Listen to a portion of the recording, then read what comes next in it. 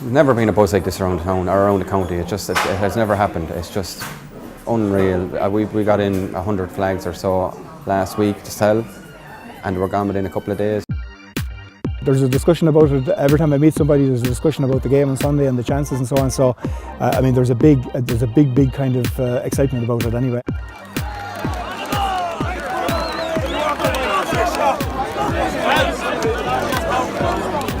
You can see it on the road in when I was driving in this morning that, you know, houses with flags outside them, and that generates its own excitement too. It keeps it in the forefront of everybody's mind. So.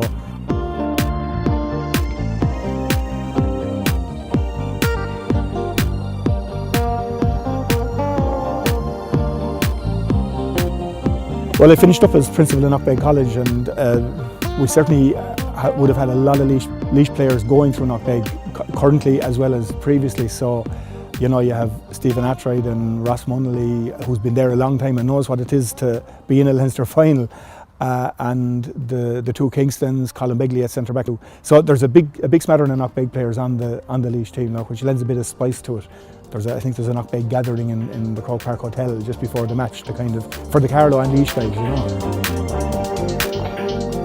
I started playing for Carlow a week after my 18th birthday, and I suppose at the time Carlow was at a low ebb. The manager at the time had resigned, and things weren't going too well in there, and there was a long period of time in my playing career over 13 years that we were very, very poor, and found it very hard to keep the panel together.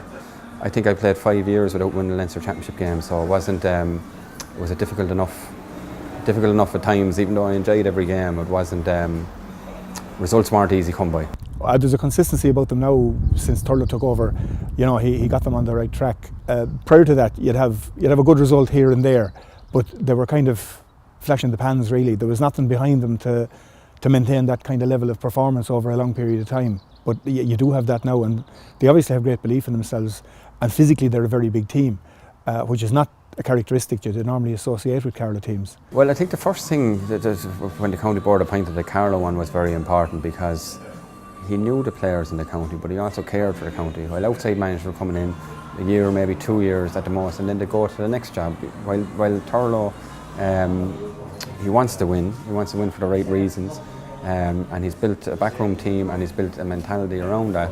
And in fairness, they've set standards for themselves, something that Carlow footballers as a group have never really done. Talking to the lads in my club, I know by talking to them, if Carlow and Porter asked them to run up a wall, they'd run it or run through it.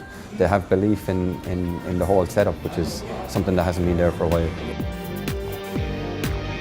I mean, we've played them a fair few times over the years, and not had much success against them now, you'd have to say, like being quite close to them on occasion, but they've always managed to kind of sneak themselves ahead at the right time of the game. So I think we have a really good chance on Sunday. We've played them twice already, so they know them. The lads have played in Croke Park, so there's some experience of that.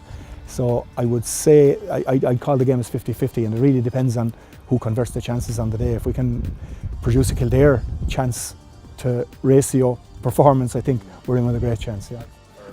Sure, I can tell you from last Sunday, nobody can wait until the semi-final, because it's just such a buzz. Like, never in anyone's lifetime did we ever think there'd be a chance that Carlow go into a semi-final and have a chance of winning it. Like, we go into matches years ago and you'd be saying we could keep it within 10 points, we'd be lucky against the likes of Kildare or Laois. Now we're actually going in and we're saying to ourselves, you know what, these lads have a chance to be in a Leinster final. And after that, like, it's a bonus at the minute, everybody's happy at the minute.